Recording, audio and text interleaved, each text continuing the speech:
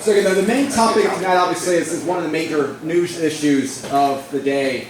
And it's something that not only is horrific as war only is, but it's something that is playing, this is an American conflict that has daily pain on average American lives. See it every time we go to the gas pump.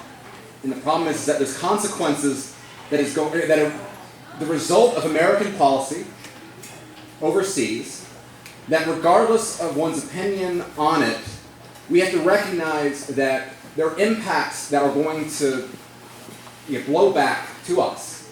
And so we as a people need to appreciate the complexities that come with global conflict. So the goal of tonight's show is to highlight kind of the history of this Russia-Ukraine conflict, break down both what is motivating both sides, and then dealing with the consequences here at home for what's going on half the world away. First of all, and this can't be emphasized enough, this is an act of aggression on behalf of Vladimir Putin. Innocent people are being killed, and there's no grievance that justifies ballistic missiles going into civilian targets in a foreign capital. I cannot stress this enough. This is an act of war, and it's something that should be condemned by civilized people. But there are motivations here. Putin is not a madman. He is not an irrational actor. He is not a modern-day Hitler. When we deal with historical episodes, we have to have, we have a responsibility to be honest and sincere about how we try to understand what is going on and not allowing emotion to dictate away from understanding the consequences of our actions. And that is the goal of the talk tonight. Now, first and foremost, we have to understand the history of this area, right? So we have Ukraine right here, obviously a former Soviet nation, which has a lot to do with some of the current politics involved for reasons I will highlight. Up here we have a country, Belarus, who is effectively a puppet state of Putin at this point. We're going to get into some of the significance of that. But we also have, within Ukraine, a lot of differences within ethnicity, within language group. And these are all factors here of what is driving this conflict. And this can be difficult for Americans to kind of truly comprehend because these ideas of sort of old world nationality and language conflicts and ethnic barriers and things like that, that's not something America really has had to deal with. Right? We put up with people from Illinois and New England, right? That's what our different language groups are, different accents across America, right?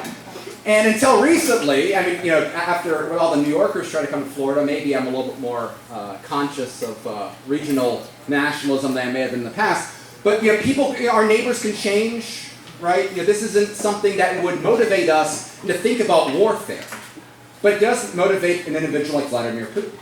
It does motivate people serving in the Ukrainian military.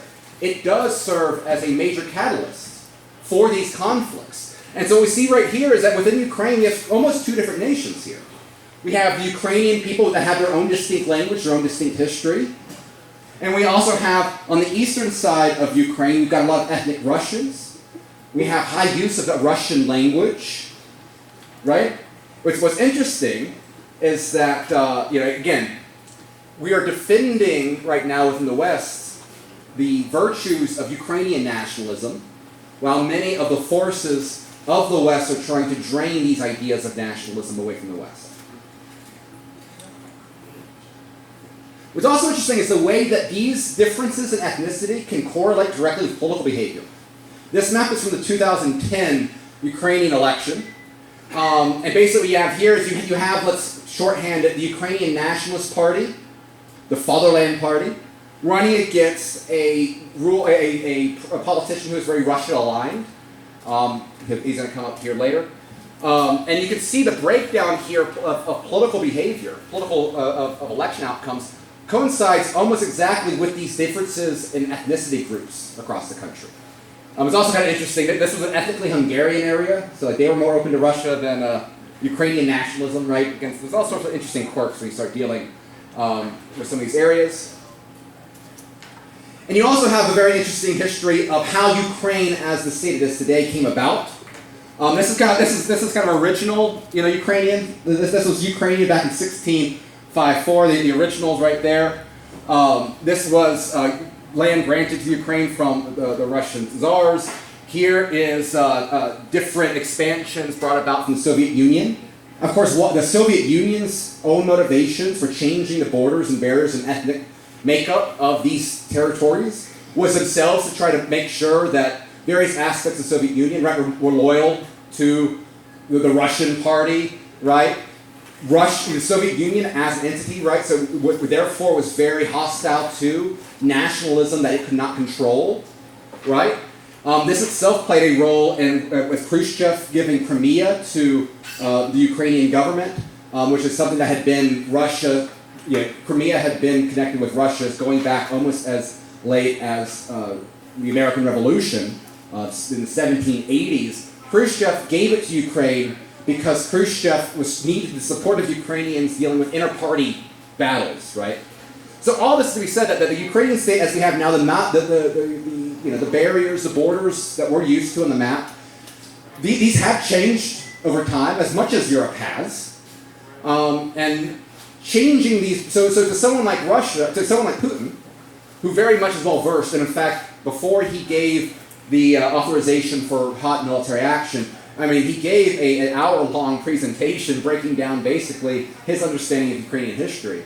It is obviously very skewed from an imperialistic Russian perspective, but it is not something superficial. I do wonder how many American politicians could give a similarly long, substantive conversation about American history. I have a feeling most of Congress would fail that. Of course, when we talk about Soviet history as well, we also have to deal with the famine and the devastation the Soviets brought to the Ukrainian people. 6 million people. I mean, that's something that rings the bell in other parts of historical analysis. Right? This was a genocide. And so what motivates Ukrainian nationalists to not be so sure whether they should trust the idea of Russian leadership? Well, perhaps famine and genocide, right? Again, this is within a generation that motivates the motivations on the Ukrainian side of things. So what's kind of interesting is that you have playing out, right? You have the Soviets versus the anti-Soviets, which in Eastern Europe typically came from another group that has long not been some of America's favorite people. But again, both sides have strong history motivating both sides of their engagement here. Now, of course, there was an opportunity for a reset. After the Cold War, the collapse of the Soviet Union, which Putin sees as one of the great tragedies of human history, there was an opportunity here with Russia being an extremely weak state at this point, as much as Eastern Europe was. The weakness of Eastern Europe also should be appreciated in its own right. A lot of American economists, not that long prior to the fall of the Soviet Union, were predicting that Russia's economy was going to be stronger than America's. Their predictions were wrong, yet they kept getting elevated. Very interesting how that works in government policy. But here you have an opportunity where Putin asked to join NATO, a defense alliance that was put together during the Cold War for the explicit purposes of containing Russian influence. Putin wanted to join it. The idea being that the Soviet Union is no longer there. We are now in a new world order, right? Let us build connections between Europe and Russia. Let's make Russia European rather than have us at odds. Now, did Putin have his own set of motives here? I have no doubt, right? I'm not trying to say, golly gosh darn, Putin just wanted to make the world a better place. But what matters here is that there was an opportunity for a complete reset of these relations.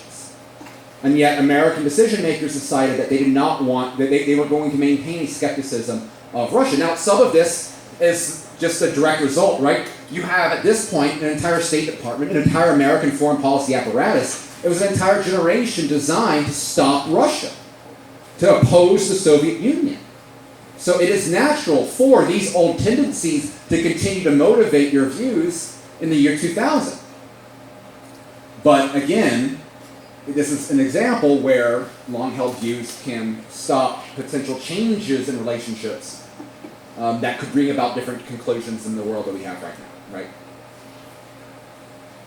What's interesting is that there were a lot of this old guard foreign policy leaders who recognize the dangers of an America that continues to put Russia on the defensive.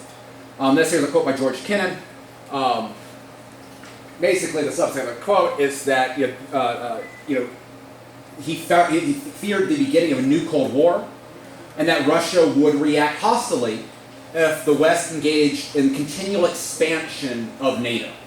Right. So this is George Kennan, the architect of containment. Right. The guy that you're supposed to listen to on U.S.-Russia relations. He's saying, "Hey guys, we might want to think this over." But our policy apparatus instead decided, no, we're good. We're going to keep expanding. And so what we have right here is we've got original NATO right over here. You think of Europe. We expanded to Poland and some of these former Soviet countries in '99. We have a further growth of expansion, particularly in the Baltic states in 2004. And then things get elevated another notch. The West identifies Ukraine and Georgia as two states for possible NATO expansion. Now this would bring NATO right to the doorstep of Russia, and Russia reacted precisely in the way that George Kennan warned that it would. That brings us to Russia's operations within Georgia in 2008. Again, this episode is very important because there's a lot of similarities here between what is going on in Ukraine. The underlying, there's a larger sort of inner state issue here dealing with an ethnic minority group that worked with the Soviet Union during the Soviets' take your conquest of Georgia. So there's some of those sort of divides. You had an ethnic minority group that saw an opportunity with the Bolshevik Revolution to get property from the native Georgian people. Right, there are some of these class sort of differences, and again, these areas where these ethnic groups still kind of really shape politics. This led to agitation. The agitators in certain areas identified themselves, in these two areas in particular, identified themselves as separatists, republics. Russian troops came in for the purposes of protecting these new independent countries from the aggression of the country of Georgia. They flooded these areas with Russian passports, which is one of these mechanisms that Russia has been using to justify their own, increase Russia's own military engagement, because now you're assaulting people that could be Russian citizens, right? They using the argument of defense to justify escalation within these territories. The result from now, this itself was in part sparked by a great political change within the country of Georgia. These are called color revolutions, and what the basic model that we've seen time and time again is that they start with protests, usually over corruption, illegitimate elections, attacks against the integrity of the standing regime. The standing regime in question typically is viewed as being corrupted by a foreign entity, often Russia, when we're dealing with former Soviet nations, right? Mm-hmm. The viewpoints of the anti-regime protesters are amplified by different entities, some of which are explicitly supported by the American government. Some of them are promoted by Western interests more broadly.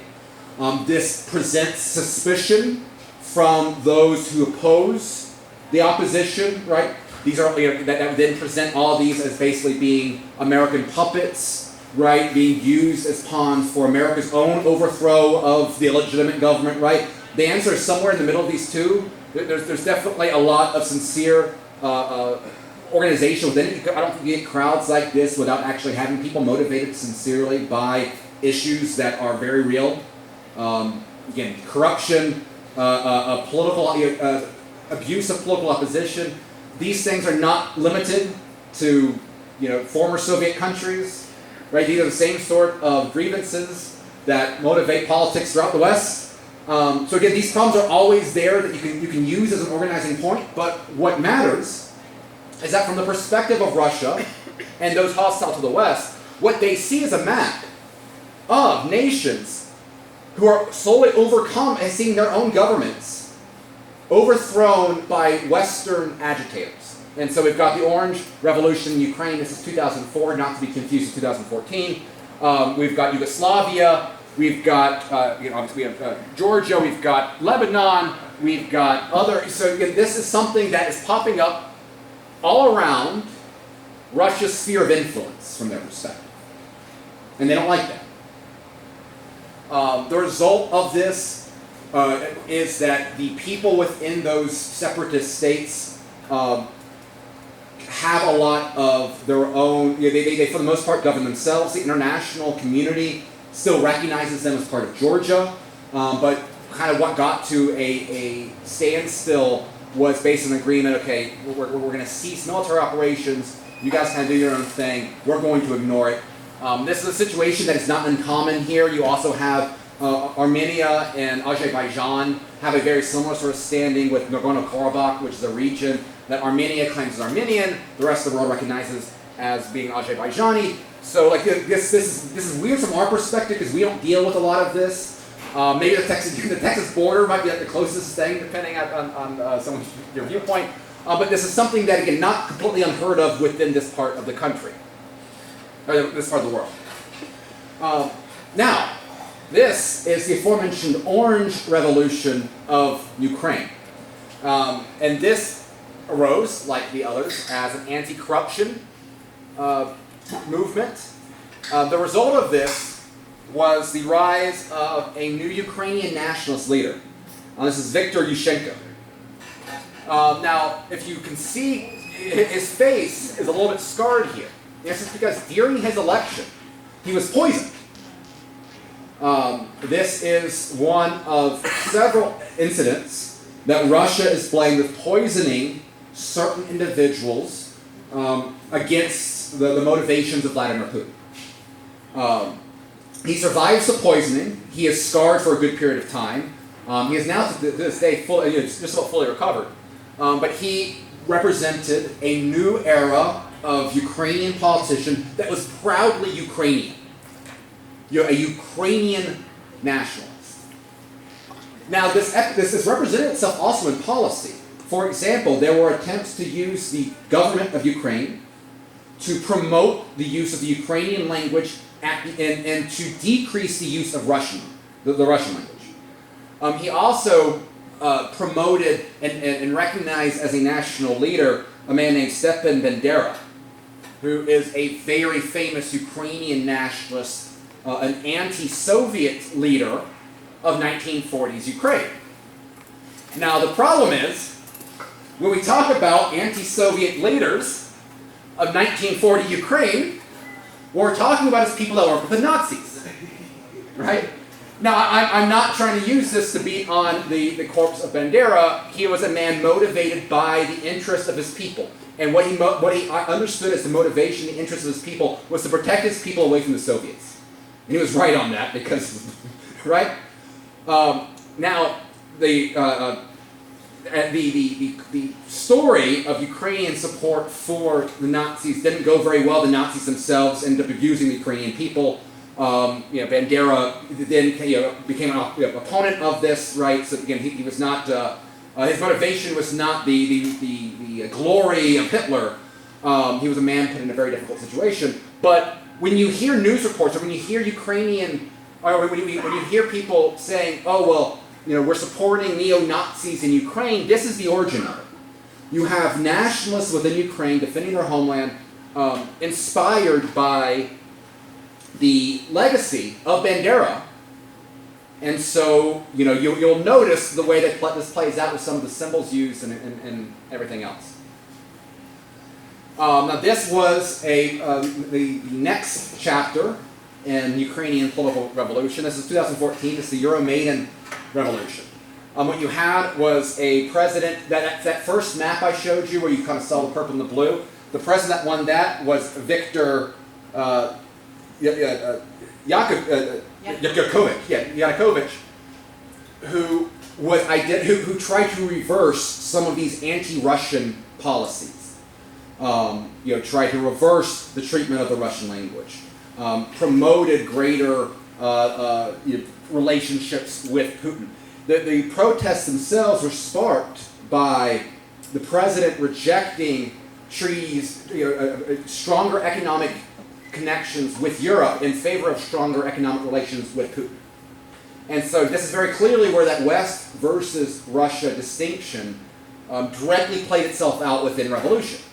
The president was chased out of the country, and during this episode, Russia responded with the annexation of Crimea, and also you had separatist movements within eastern Ukraine, where some of them, you had pro-Russian forces take over the local governments, actually raise the Russian flag from government buildings. Russia said, kind of stop that, like we're not ready to kind of take you guys in yet in that regard.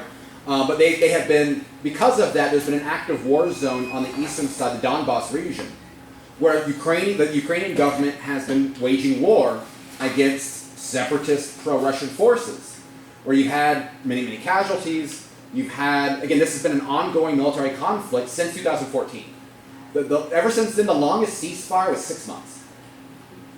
So there's been an active war zone going on throughout this.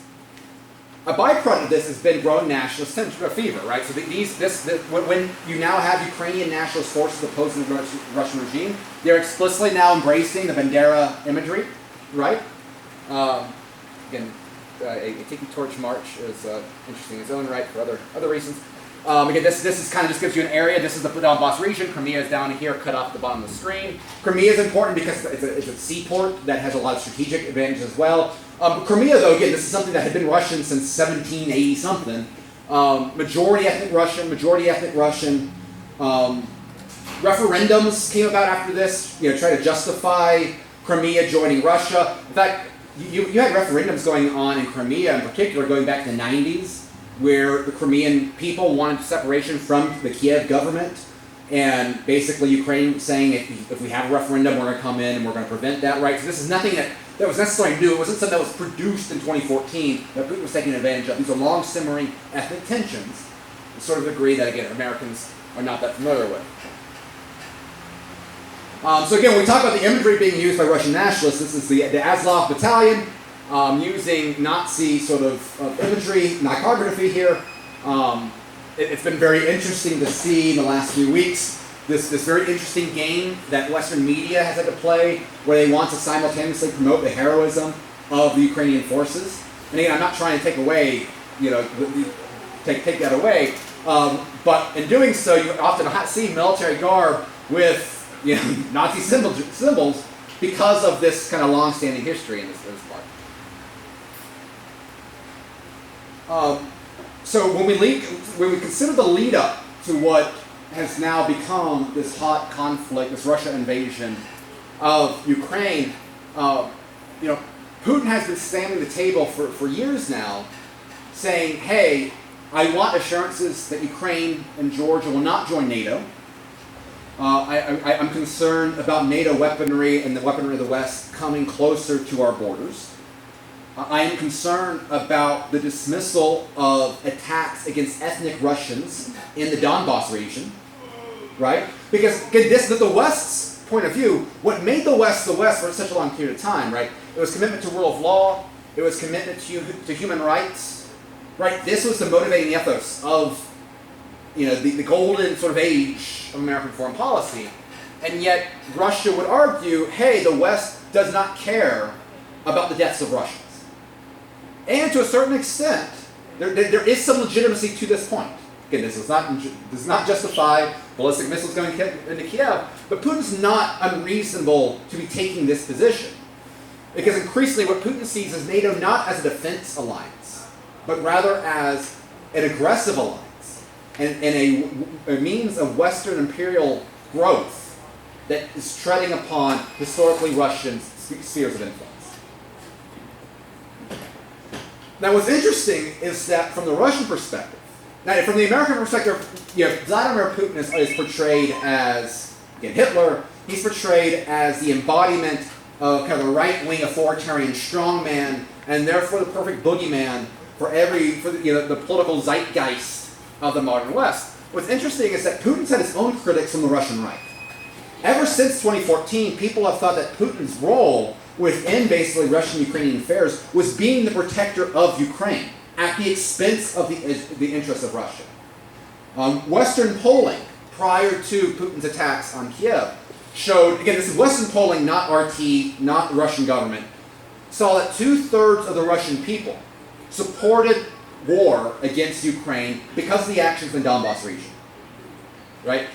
You have a Russian people, particularly younger generations, that view Russia as a cultural enemy of a West that they perceive as decadent, they perceive as secularist, and against a Orthodox Christian sort of worldview. They see it as they see the use of the State Department to promote gay marriage, for example, as pretty much examples of Western imperialism abroad. When you see sort of protests, right, within these color revolutions, often you see rainbow flags kind of being flown, right? And this is from the perspective of a conservative young Russian as a threat against their own way of life. And so again, the criticism within Russia has often come, not that he's been too aggressive to Ukraine, but that he's not been aggressive enough. This man right here is a guy named Alexander Dugin. Alexander Dugin is a prominent philosopher within Russia. He's been promoted by the West as the brain of Putin. I think that vastly overstates his influence there, but he certainly will not argue with that perspective of it. Basically, Dugin is someone that they bring out whenever Russia wants the public to support war, and he is someone who they distance themselves from whenever Russia wants peace. Now, Dugin's been very effective at using the sort of tension of geopolitics to elevate his own platform. And what's interesting, I think a lot of his critiques of the West have a lot of validity. What's kind of interesting is these themes of nationalism, of rejection of kind of this globalist world order. These are things that have had broad, obviously, motivations. Trump being an obvious one within the American context, Brexit being something else in the Anglosphere. We've seen it play out with EU skepticism throughout Europe growing. Russia has been playing with their own version of Make Russia Great Again. And one of kind of the cultural staples to it, I don't think the timing is a coincidence. This is the opening ceremonies of the 2014 Sochi Games. This is right before the Euromaidan revolt and the takeover of Crimea and the actions in the Donbass. But the entire purpose, what Russia used as the opening ceremonies at the Sochi Games was, remember how great things used to be? Aren't you tired of your country being irrelevant on the world stage? Don't you remember how great it was when everyone feared us? Let's get the game back together, right? Let's be great again, and we can stick to the West. That was more or less the imagery here. And so with the view of Dugin, what he identifies, what he wants, his aspiration is to reset the global order. One that no longer is America as the singular global power, the superpower, right? That post-Cold War, New World Order. And instead, he wants a unipolar world. What he wants is a multipolar world. And in particular, he sees a vision of a Eurasian civilization that would bring Russia close with China, and that with China and Russia together, they create a power structure that can actually threaten America and the West. He has stated this is his world goal. Now, what's interesting, and this is played out with, obviously, the rise of China has correlated with the increased aggression of Putin, and we see this relationship. Again, the fact that the Biden administration, prior to Russia's aggression of Ukraine, was actually giving classified information to this guy within the weeks prior, thinking that this guy seriously believing that China's interest in this is de-escalation and world peace? What do you think motivates China? China's not motivated by world peace. China's motivated against the West. And surprise, surprise, who gets that intel? This guy. Right? But so they see this relationship as being one that can fundamentally change geopolitics for a century. These are sort of aspirations that you don't get from an election every 4 years. Right? These are the sort of aspirations that you kind of only get when you've got like one strong man in charge who wants to leave a lasting impact. You know, one of the things said about Putin is that he's a 19th century man living in the 21st century. There's a lot to be said about that. Like, I don't think Putin's Hitler. Maybe Napoleon, right? Now, these are three different interesting right-wing populist figures that I think highlight the difficulties that I've been feeling seeing this conflict play out. This guy named Calo de Olavo, who was a famous Brazilian political thinker. This guy, think of him as the Rush Limbaugh of Brazil. He just passed away a few weeks ago. There's obviously Steve Bannon, an advisor for President Trump, and you have Dugin on the other side. These three guys, there's a lot of very intellectual overlap.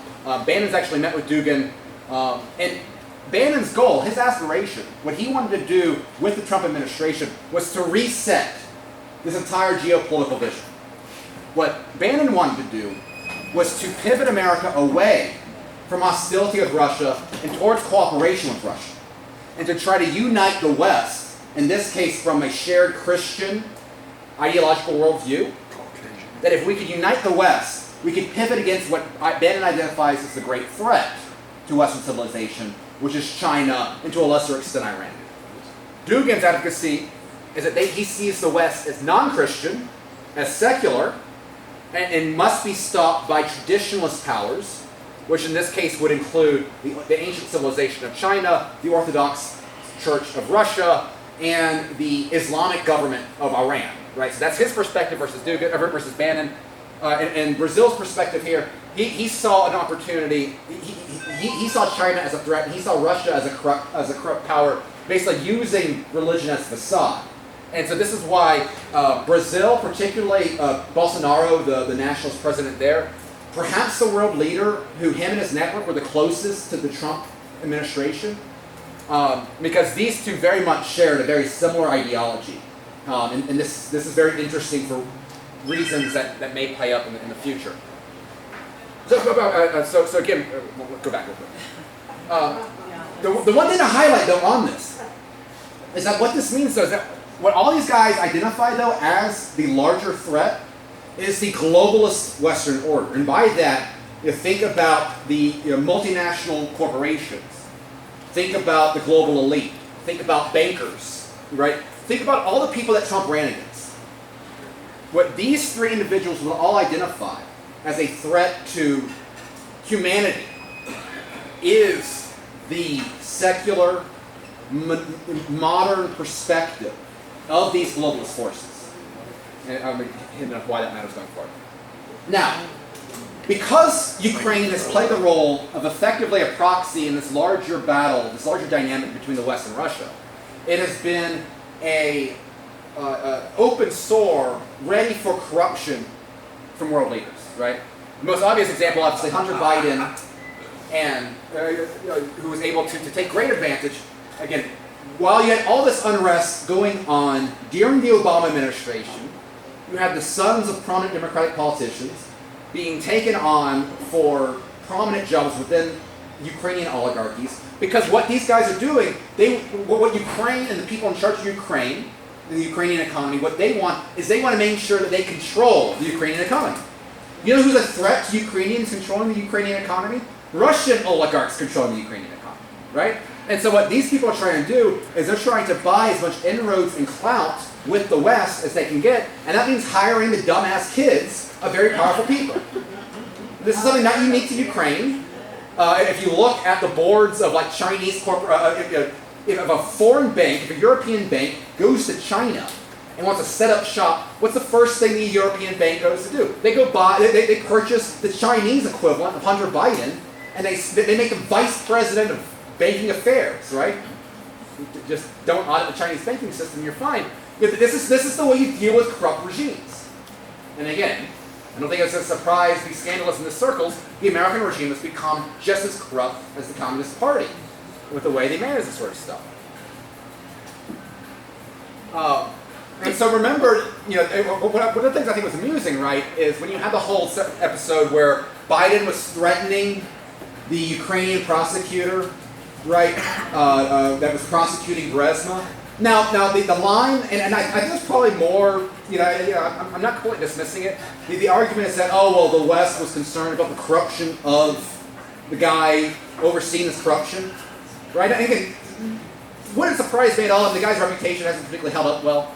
So let's say that's completely true. Again, it's worth pointing out that his son was on the board of this very, very corrupt company that was so corrupt that it was able to corrupt the prosecutor, right? So again, there's a lot of connections here.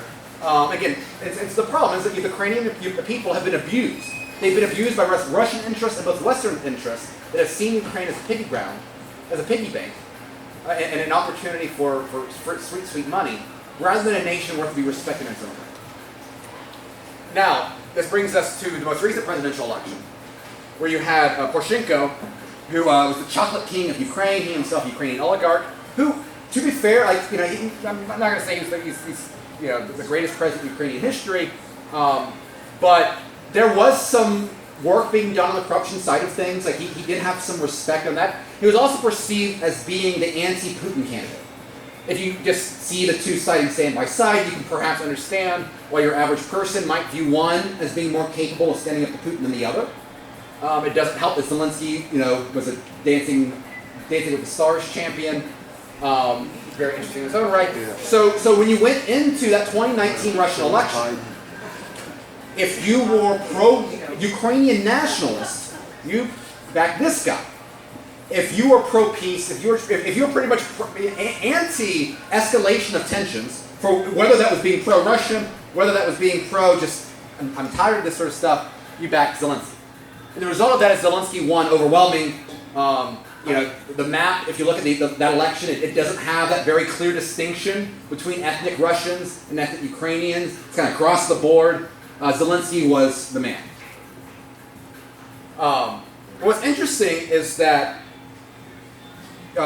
even though Zelensky was running on an anti-corruption platform in his own right, his political party that he created was called Servant of the People. That comes from a sitcom that he starred in where he was a Ukrainian history teacher that ends up accidentally becoming president of Ukraine. There's a lot of very funny clips from that show. But what's interesting, though, is that he was an anti-corruption politician who was not a populist. And the way that he was kind of described is think Macron and not Trump. So he's a pro-Western anti-corruption politician, not a Ukrainian nationalist anti-corruption politician, right? And so when you think about Zelensky has more value to the West than Poroshenko did, and in many ways. Again, I'm not trying to use that to discredit what Zelensky's doing right now. If you're Zelensky, you're trying to do whatever the hell you can to save your own people, and if that means asking the EU and NATO to get involved, you have a responsibility to do that. I'm not faulting him for that, but just recognize that these dynamics here, he's a populist leader, but he's not a Trump-type populist. Think Macron. Now, of course, during the Trump era, we had a kind of a 4-year-long sort of break to us a little bit from typical American politics as it's been defined.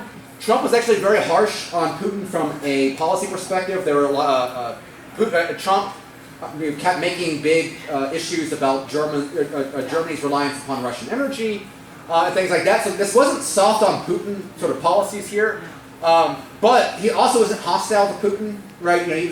He had a great line during one of his debates about, why wouldn't we want Russia to be allied with us? That goes again to that sort of Bannonite sort of worldview. Let's bring Russia to the American side and use it as a foil against China. What's interesting, though, is at the end of the Trump administration, you had one more thing, kind of the old guard in the State Department up their sleeve. This is Belarus. Remember, Belarus is that Russian puppet state to the north of Ukraine. And what you had, surprise, surprise, massive demonstrations criticizing corruption and a lack of democracy in Belarus, right? You go right for the greatest hits. If we're looking at, there's this great Alex Jones clip where it's like October of 2021, he talks about how we found out that there's going to be war in Russia in February of 2022. And, again, another time where Alex Jones is right, but if we're trying to identify what might have been the tip-off here, I think this attempt in Belarus might have been it, because if you start, this is now taking away, Putin's one big bro, strategically important on this Ukrainian border. Now again, are these complaints valid? Yeah, Yushchenko is not he's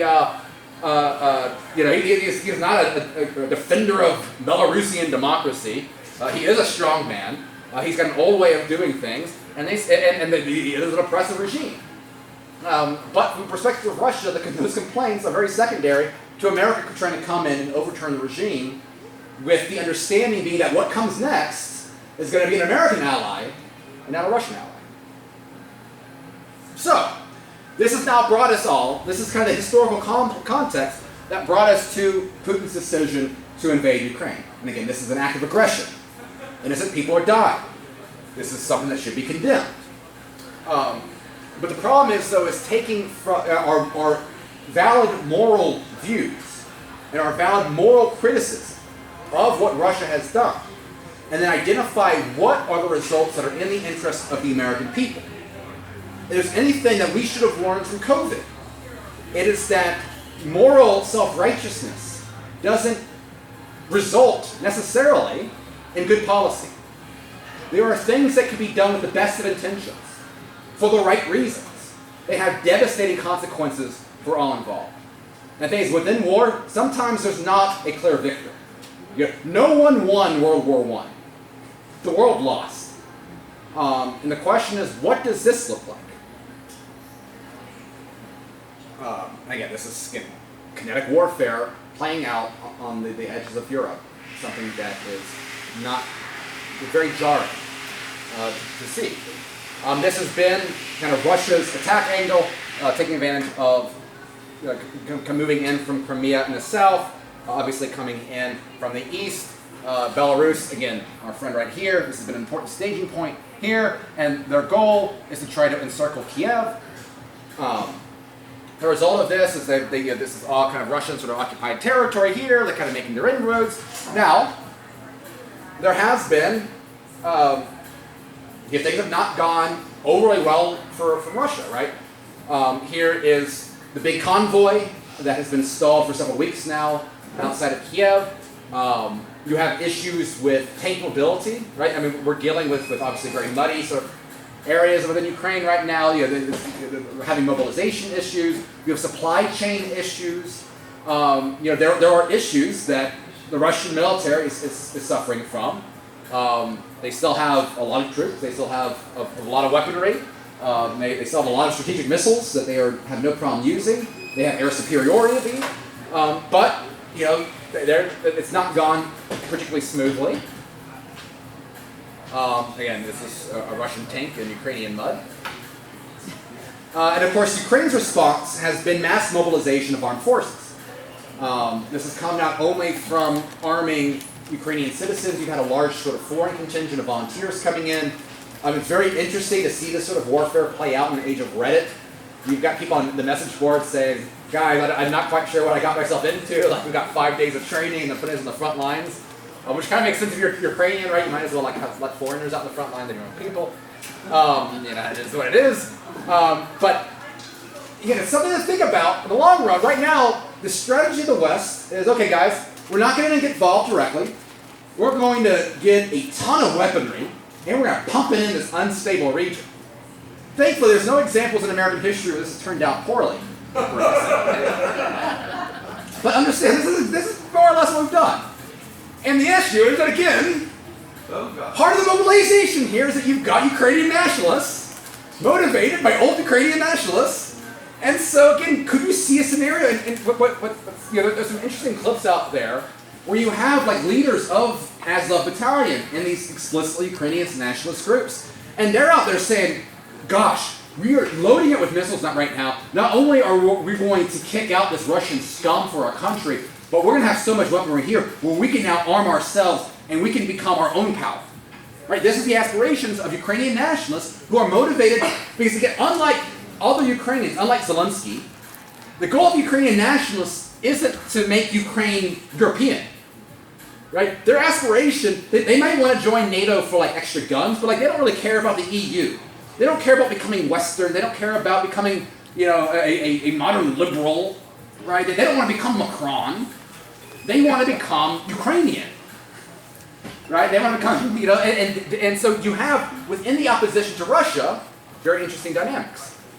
Again, something to keep in mind for later things. Now, what we have right now is that there has been continuing peace talks. We should all pray that there's a ceasefire soon. The best thing for all cases is for there to be peace and to no longer have ballistic missiles raining down the civilian population. The latest rounds of reported demands from Russia are the assurances that NATO will never join, or Ukraine will never join NATO. It is the demilitarization, basically, of Ukraine, the removal of some of these weapons that the West has pumped in there. They want the denazification of Ukraine, which means not only crackdown on some of these more aggressive nationalist groups, but removing them from the political process, and the surrender, the official recognition from Ukraine and presumably the rest of the world that Crimea is Russian and that the Donbas region is independent. It's easy for me to say that those don't sound like particularly irrational. It's pretty much the pre-war status quo in many ways, right? The Donbas, again, effectively hasn't been Ukrainian for 8 months or 8 years now. Crimea has long been ethnically Russian. We're interested to see how this all plays out. That the denazification aspect is something that's also very interesting in this. Because if you're Zelensky, I keep thinking this might be like one of those chips that actually goes to benefit Zelensky. Because if you're Zelensky, your future political opponents are going to be those nationalists, right? I think a big reason that you have this very over-the-top, I'm going to call it a propaganda campaign. I'm not trying to be dismissive. And I don't mean that as a slur. Just the pictures of like Zelensky, in a flak jacket with a gun on the front lines. Like most of those were all taken years, long before this thing, right? So he wasn't actually out there on the front lines, nor necessarily should he be. A lot of this kind of image of Zelensky has been built up. A lot of the reason for that image of Zelensky, the wartime hero, is to give him cred within a post-conflict Ukraine, so that these Ukrainian nationalists that are only going to be radicalized by this invasion, to give Zelensky cred over some of these far more right-wing leaders. And so again, it would not surprise me to see Ukraine take this denazification plank that Russia wants to get concessions and then use that to attack political opponents of Zelensky going forward. It's what I would do if I was in that situation, right? It is in his self-interest to do some of this stuff, which would be very interesting. Something else to think about in this regard. That pretty much covered it. Now, again, the only thing that can kind of stop this peace deal from going about is if we get in a situation where we actually see major escalation. And this is why Zelensky's begging and pleading for a no-fly zone. You've had a lot of American politicians kind of pivot it. A no-fly zone sounds nice, we're just going to make sure that Russians can't bomb innocent civilians. That's a good cause. But the problem is that means NATO forces shooting down Russians, and that leads to World War III, and Russia has nukes. So we don't necessarily want that, right? That's not, again, some people don't win world wars, so it's something else to think about. Now, the American response, I think, is just as important, just as interesting, and really, for the American people, far more devastating. Again, we can always lament, and we should always feel pain for innocent loss of human life, but to your average American, the American response to Russia's invasion has been devastating.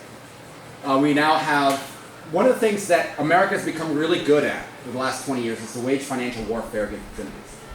It started off with the war on terror, where who would object back in 2001 of using America's power, with the dollar, with our banking system, our global financial system, based basically off of our economy.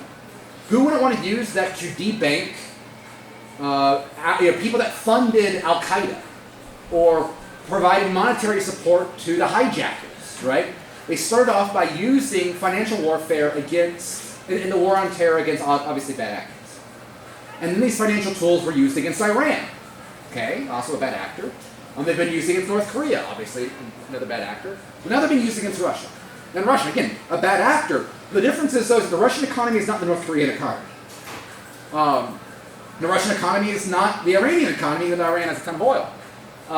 Russia's economy is not only a major supplier of energy within Europe and the global economy as a whole. I mean, fertilizer resources come a great deal from Ukraine. Fertilizer goes directly into crops. Crops goes to food. We all need that.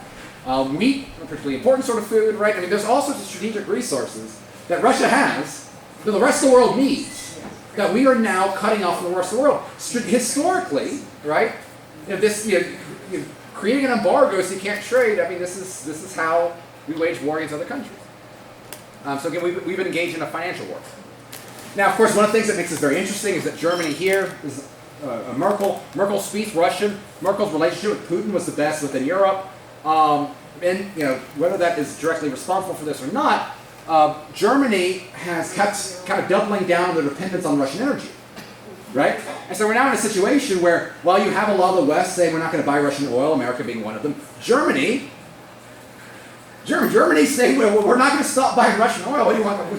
What do you want us to do? We can't make that sort of radical change. So Germany is now going to continue to do business with Russian companies because they have no other option. And that's kind of one of the problems is the West has been agitated against Russia. They've been using military tools to kind of antagonize Russia while engaging in policies, self-serving, to make them more economically dependent on Russia. This is what incompetent leadership looks like. It is two different approaches to a country that are completely polar opposite, and they were doing so because they thought there was no kind of consequence for their actions. In doing so, the biggest ally for Vladimir Putin has been Greta Thunberg and European Green Nationalist Party, European Green parties that have succeeded at getting European governments. They never won outright full elections in a European country, but they've been part of kind of majority parliamentary groups that have pushed policies to discourage against the domestic energy production in favor of solar and wind and these new alternative sources. The green policies of Europe have made Europe dependent upon a Russian strongman. And so if we're going to respond accordingly, we can't simply say, how can we bomb Russia? Perhaps we need to get focused on making the West strong again. Also fun, a lot of the money that's gone into some of these groups supporting Green Party candidates and Greta Thunberg were explicitly funded by Russia, right? Surprise, surprise. Funny how that happens. Now, America's kind of had an issue here now. Because we've been trying to ramp up the sanctions regime, and a sanctions regime needs buy-in from other world leaders. And for the war on terror, this was particularly hard. Right? And war on terror, after 9/11, even Iran was anti-Al-Qaeda, right? I mean, we had the broadest coalition possible after 9/11. And then we had the axis of evil, we went into Iraq, and Iran became a bad guy. And so, that shortened the group a little bit, but for the most part, it was no problem getting buy-in on sanctioning Iran. Iran, very bad government, right? Never been a particular big issue with North Korea. China has its own little relationship there, but for the most part, okay. Brazil's not going to do business with Kim Jong-un. Russia, though, a little bit different. These are called the BRIC nations. Brazil, Russia, Iran, India, China, South Africa. These guys, they're bros. They're not following the West. And so what you get here is, China is now considering using this as an opportunity to invest to expand their control over Russian energy production. They're going to benefit from this financially. You have Brazil. The Brazil that was pro, strengthening connections with America, right? Brazil is against our sanctions regime, in spite of being, again, a major South American country and historical ally. We have India saying that they're happy to buy crude oil from Russia. So India now going from an American ally to giving Russia money. We have Mexico, who is declining to impose economic sanctions on Russia. So the West has made a very big gambit. We've made a big stand. We're saying, okay, we're going to economically separate Russia from the rest of the global economy. In doing so, I don't know exactly what the end game here is. Is it regime change? Not quite sure. I'm not sure they know. But this only works if you get buy-in from other global economies, and they're not following us. Creates issues. And of course, Saudi Arabia just today announced that they are now considering accepting the yuan as currency for oil rather than the dollar. And again, these are one of these sort of things. It's kind of a big, major deal, right? The petrodollar has been one of the assets that America's had that has been a very vital strength in the way that we've been able to manipulate world affairs. Now, whether this actually happens or not, we'll see. The yuan has its own problems, but it's just interesting. Saber rattling. Maybe not the best week for that term since they just beheaded 83 people early this week, but Saudi Arabia, our dear friends in the Middle East, they are also not necessarily following our lead on this. What's also interesting is that Putin, for all his other faults, he's not a dumb man. He has been preparing for this environment in a variety of ways. One of which is that Russia has not followed the rest of the world in terms of taking on high debt levels. Their spending has been kept in check relatively well. Russia actually spends less on its military than America will annually increase its military spending. It's a very big discrepancy there. And he likes gold. In recent years, these are Russia's gold holdings. He has replaced he's replaced dollars and built up gold. Again, gold being a form of money that the U.S. cannot control. You freeze gold by putting it in snow. You can't actually electronically stop it from transferring hands. And of course, it's then now been followed up on top of everything the American government has done to isolate the Russian economy. It has been followed up with corporations leaving Russia. This is the Russian McDonald's. Once upon a time, the creation of the first Russian McDonald's was itself the great event that highlighted the fundamental world change here. Right? This was the moment the Cold War really ended, and now McDonald's is left. Dugin has actually promoted this as Russia's adoption of McDonald's was the day Russia died, and the day that McDonald's left is the time that Russia has been reborn. This is the Alexander Dugin sort of model here. Because from this point of view, is that these Western corporations are just as much an aspect of the regime, just as much a threat to the Russian value system as our government is. And so this is why when you have all these corporations leaving Russian business, you have a lot of Russians that are okay with this. You have a lot of Russians that they're willing to give up Netflix because doing so makes them more independent away from the West. Yeah. And again, this is a different dynamic. Again, this isn't all of them. There's plenty of very Western Russians that are very peeved off with the fact that they can't watch their Disney Plus anymore. There's a lot of those in there, but that's exactly from that Dugin sort of perspective. They want to limit the amount of Russians that care about those sort of things because they believe the Russian state requires Russians to care about Russian greatness more than what's streaming today. Some interesting lessons here. The issue is that from the perspective of Dugin, Dugin wants to make Russia an imperialistic force. Again, not a nationalistic force. So even though Dugin will use, we've got to defend Russian-speaking people, or we have to promote the Christian Orthodox individuals from the heathens of the West, this same Russian power has no problem using Muslim Chechen fighters to kill Christian Orthodox brethren within Ukraine. Right? So there's a lot of hypocrisy and a lot of superficiality to these arguments. And so again, Russia is an example of traditionalist imperialism that's at war with an oppositional force of Ukrainian nationalism mixed with Western imperialism, which again makes this entire situation very interesting. Now, bringing it back to what the real people playing the game are thinking about the situation, which is called Schwab, and the World Economic Forum has been talking for a great deal about a Great Reset.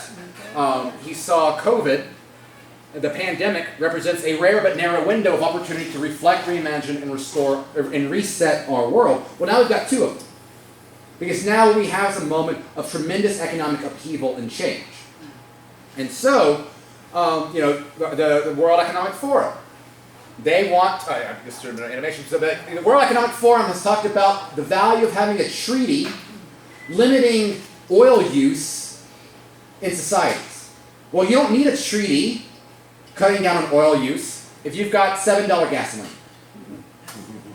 Whether or not this invasion was the desired actions of Carl Schwab It is no doubt that he will be, that WEF will take advantage of this with the aim of trying to revolutionize Western economies away from traditional fossil fuels and towards green products. And we've seen our own administration. You got Pete Buttigieg saying, oh, well, golly gosh darn, $7 gas isn't really an issue. You've got a Tesla, right? I love that the Democratic Party has gone from the Union Party to the Tesla Party, but this is where we're at. You'll own nothing, you'll like it, right? The default, the go-to line of the WEF Great Reset program. Well, they don't have to take it away from you if they value your currency, eliminate your savings through inflation, and then replace it with a digital currency that they control. You'll own nothing and you'll like it. They will control it. Again, whether or not this is the intended goal of this conflict is secondary to the fact that this situation and our response to it is a useful tool for this underlying previously existing agenda. Now, how do we fight back? And this goes directly to where I think appreciating the nuances in this are so important. We're recognizing that nationalism and respect for your history, for your culture, for your language, for your neighbors, that is the force that is necessary for imposing the imperialism of both the West and Russia. That's what Trump embodied, right?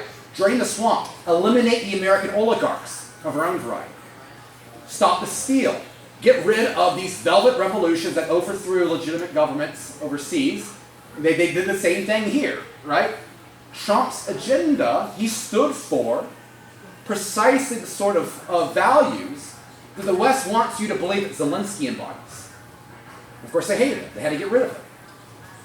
And so if we are looking at how do we respond to this environment, we don't do that by adopting a new ambitious Green New Deal so that we can subsidize transition to alternative energies. What we do is we focus on making America great again by developing our own domestic energy production. We eliminate ethanol programs that lead to us destroying corn yields that could go to our food supply rather than appeasing Iowa politicians that get really excited about the subsidies that come from our green fuel programs. Right? We need to be, when Trump was talking about, well, why don't we take the oil from Iraq, he was saying that we should have a foreign policy that is in the best interests of the American people. Surprise, surprise, and one of the ways you do that is by getting access to strategic resources that Americans need.